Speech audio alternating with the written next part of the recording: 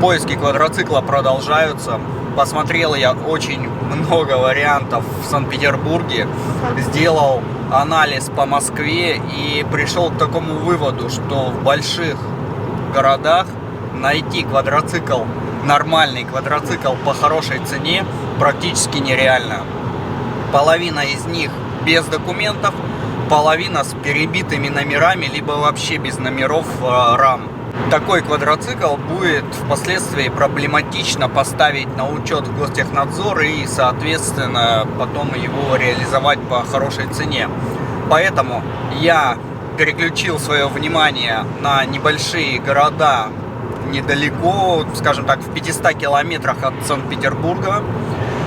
И там появляются очень хорошие варианты. И если в большом городе, допустим в Москве либо в Питере, появляется хороший вариант, буквально через час-два его уже нет, все, его уже выкупили, скорее всего это перекупы.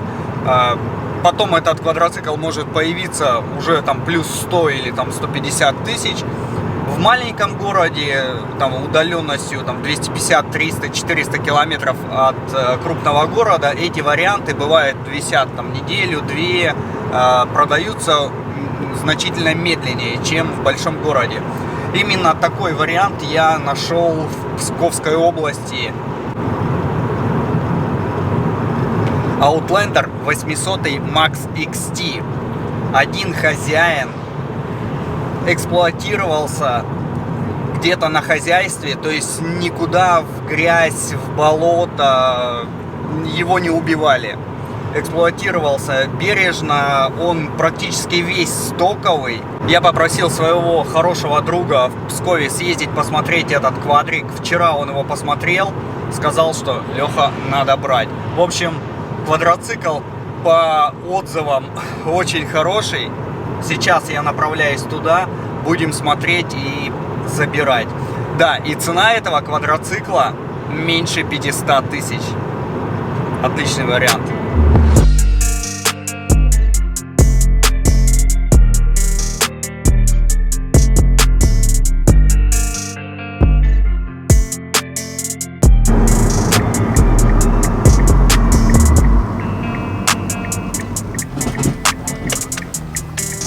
Так, вот здесь должен быть квадрик. Сейчас пойдем смотреть.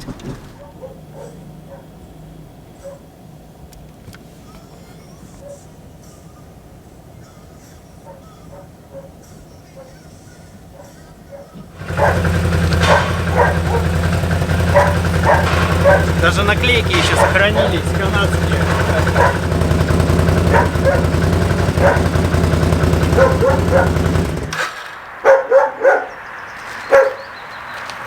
Все, состояние отличное. Оформляем документы и забираем.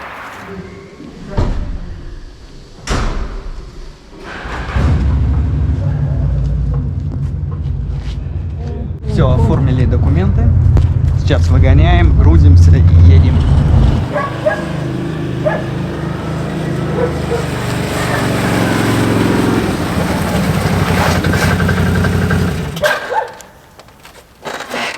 Так, ну что же, нашли живой квадрик. Хорошее состояние техническое, несмотря на год. Год 2005. Квадроцикл был куплен в 2006 году и все время эксплуатировался в одних руках. То есть он не ходил между владельцами, он был в одних руках, конкретно на хозяйстве. Чистил снег, что-то еще делал. Видно, что из допов здесь стоит кофр, зеркала, ветровое стекло, стандартные диски, стандартная резина. То есть в грязь он не лазил никуда. Лебедка тоже стандартная, и здесь стоит трос. Стальной трос. Обычно, если квадроцикл готовят, ставят синтетику. Это мы о подготовке поговорим попозже. Выноса нет. Видно, что квадроцикл не был подготовлен для какого-то оффроуда. По состоянию. Где-то подтекают сальнички, немножко резинки задубели, где-то что-то нужно менять, но это будет сейчас, в ближайшие дни поменено. Загоним его к официальному дилеру, сделаем полную диагностику, все посмотрим, где что вызывает сомнения, все будем менять.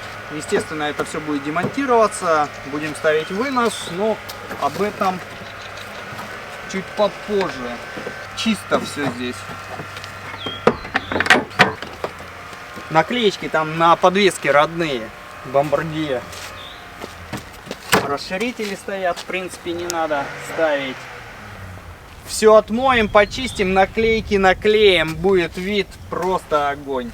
По крайней мере, из тех квадроциклов, что я просмотрел, этот самый лучший по состоянию. Ну и цена. Цена меньше 500 тысяч. В объявлении он стоял 500 тысяч. Немножко сторговались на дорогу, там, на аккумулятор. Я думаю, что 1050-100 и этот квадроцикл будет в состоянии «Вай, Вася, какой классный квадроцикл!». Но об этом чуть попозже, а пока что грузим квадрик вот в этот замечательный прицеп, который вот-вот-вот развалится. И едем в Питер, отдаем его официальному дилеру делать диагностику.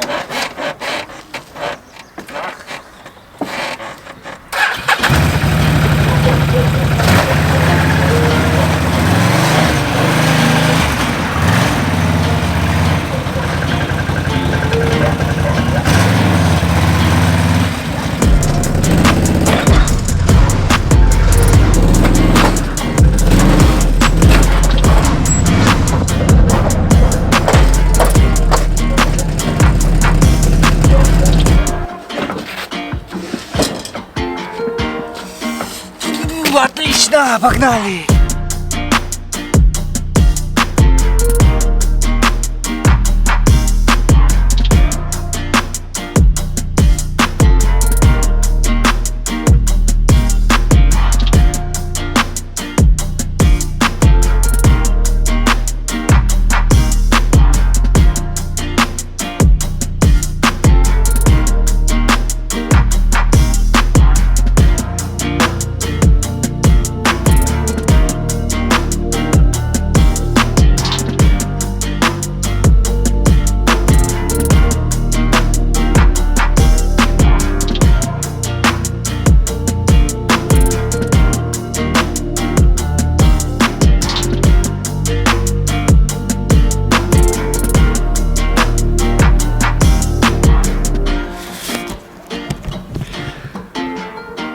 Аист. Первый раз вижу аиста.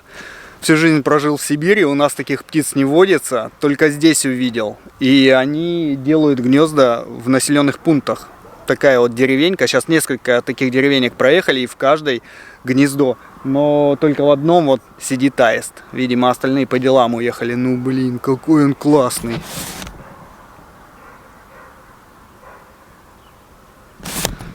Ну а мы едем дальше.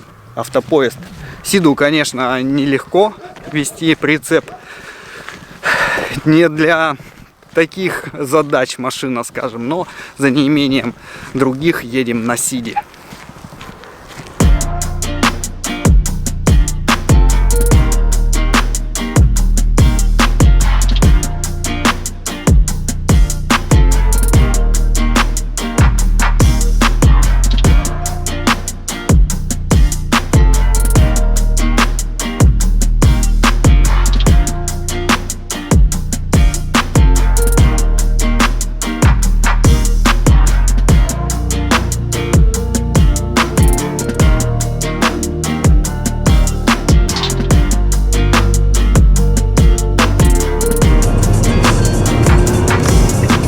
Вот и доехали наконец-то.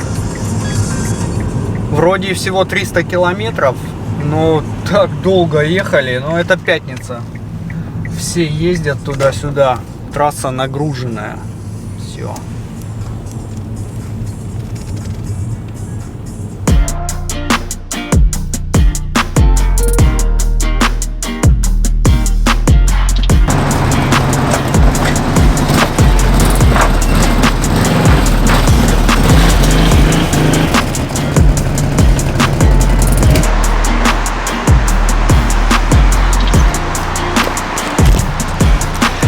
Все, я на месте.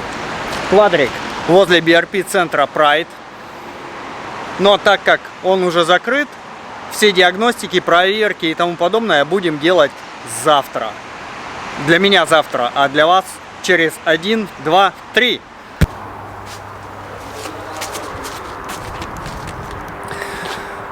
Квадроцикл возле сервиса.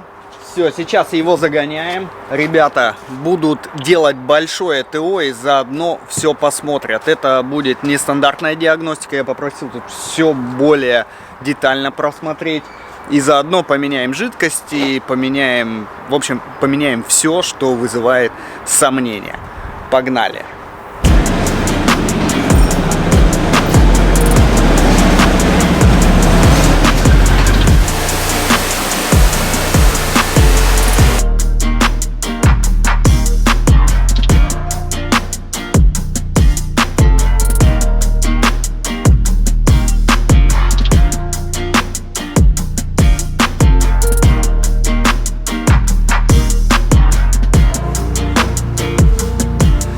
Сейчас квадроцикл будут мыть. И знаете, что выяснилось? Так как мы сейчас у официального дилера BRP Center Pride, выяснилось, что на этот квадроцикл 2005 года выпуска есть гарантийная кампания, отзывная кампания, в рамках которой ставится вот такая вот штука на тормоз. Эта гарантийная кампания будет выполнена абсолютно бесплатно, так как это влияет, связано с тормозами, влияет на безопасность. Такая вот накладка, чтобы ногой можно было чувствовать педаль тормоза. Даже на квадроцикл 2005 года она будет сделана бесплатно.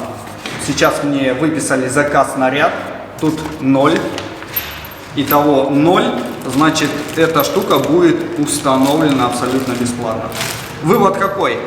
Нужно ездить на ТО, потому как существуют гарантийные бюллетени, в том числе, которые влияют на безопасность, даже те, которые не влияют на безопасность, все это делается бесплатно, если есть гарантийный бюллетень. На этот квадроцикл, скорее всего, не появлялся у официального дилера долгое время, там, быть может, и вообще не появлялся, потому как эксплуатировался он в Псковской области, а официальный дилер ближайший в Санкт-Петербурге. Естественно, никто его сюда не возил, он не делал. Соответственно, гарантийная компания не делалась, поэтому парни сейчас все поменяют. Мало того, что ТО будет расширено и все запчасти, которые вызывают сомнения, поменены, но еще и такая штучка бесплатно. Отлично, BRP.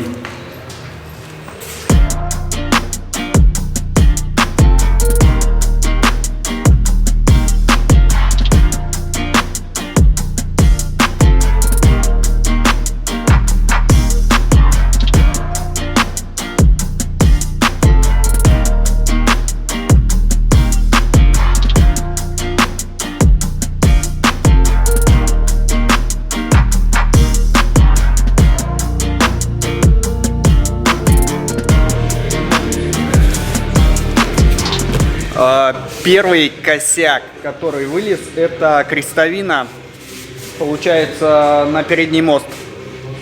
В ней люфт, причем в самой крестовине. Сейчас еще более детально будем смотреть. И еще, ну это менее значимо, это прокладки под клапанной крышкой. Из-под прокладки клапанной крышки немножко поддавливает, так что ее тоже под замену.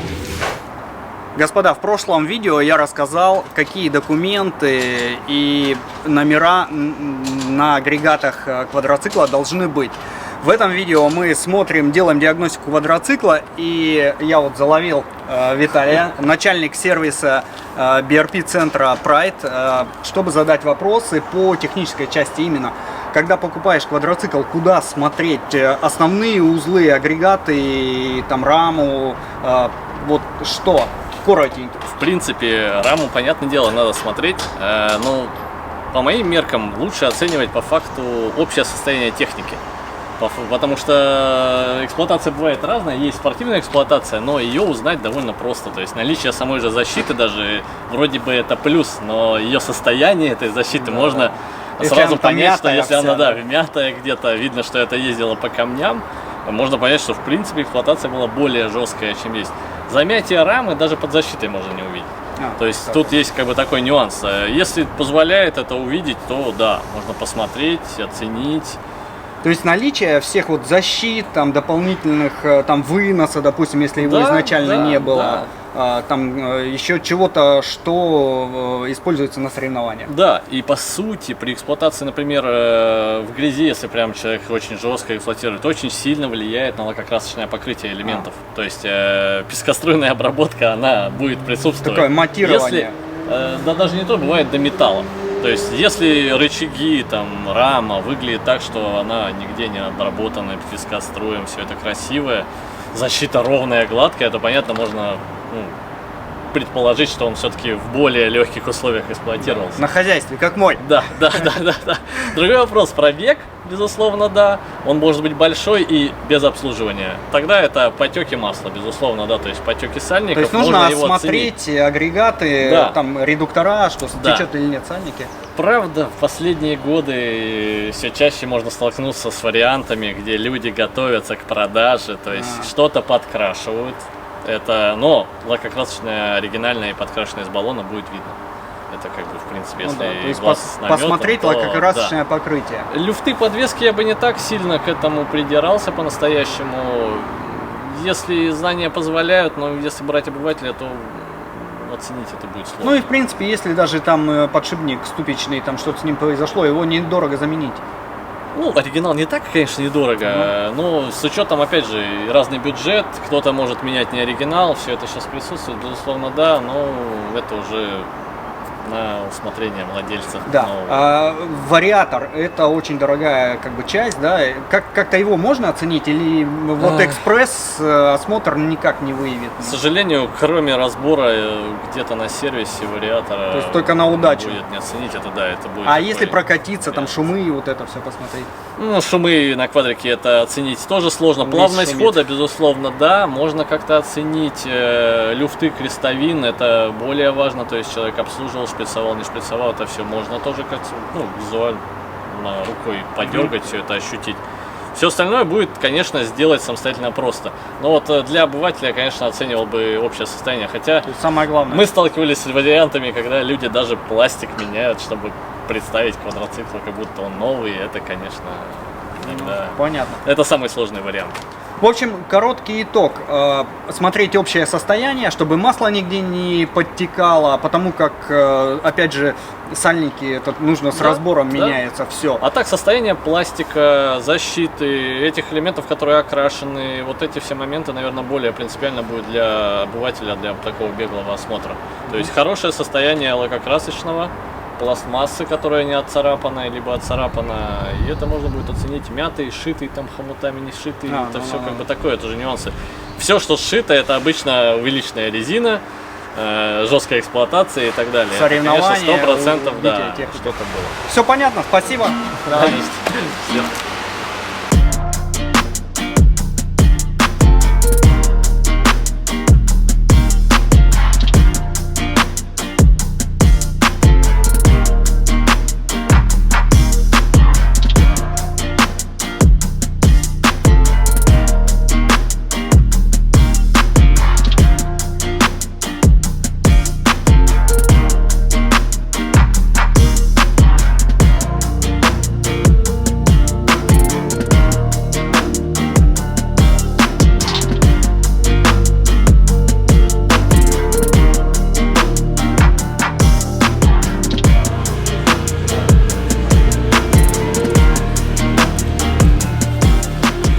Пока там ребята разбираются с квадроциклом, составляют дефектную ведомость, что нужно менять, что там неисправно, и меняют масла, я расскажу про документы. Какие документы у меня есть на этот квадроцикл, вообще за сколько я его купил. И самое главное, здесь в этих документах есть цифра, за сколько его купили новым.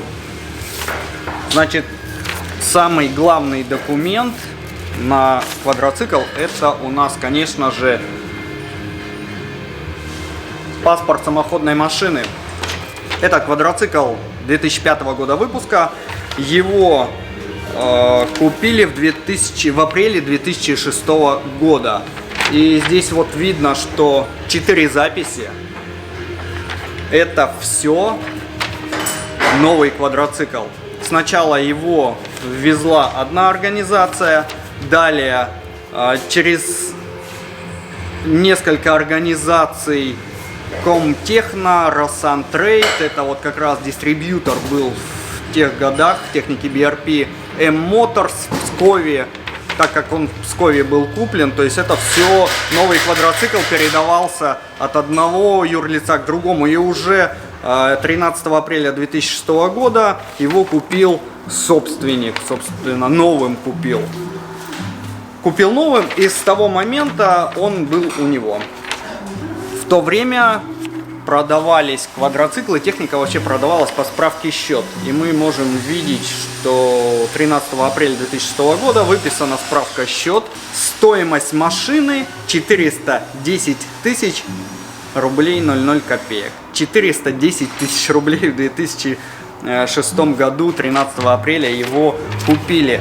Соответственно, вот эти документы и мой документ, на основании чего право собственности перешло ко мне, это договор купли-продажи транспортного средства, в котором написано, что я купил этот квадроцикл за 490 тысяч рублей. В общем, остается выяснить сумму, которую я вложу для приведения этого квадроцикла в чувство. Сейчас подробнее об этом расскажу.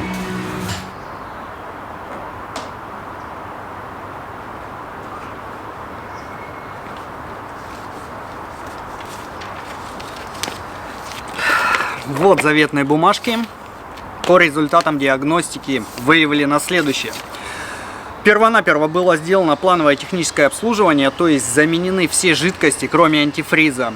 То есть масла в редукторе, вернее в редукторах, в коробке, в двигателе. И что было выявлено? Первое. Кардан передний.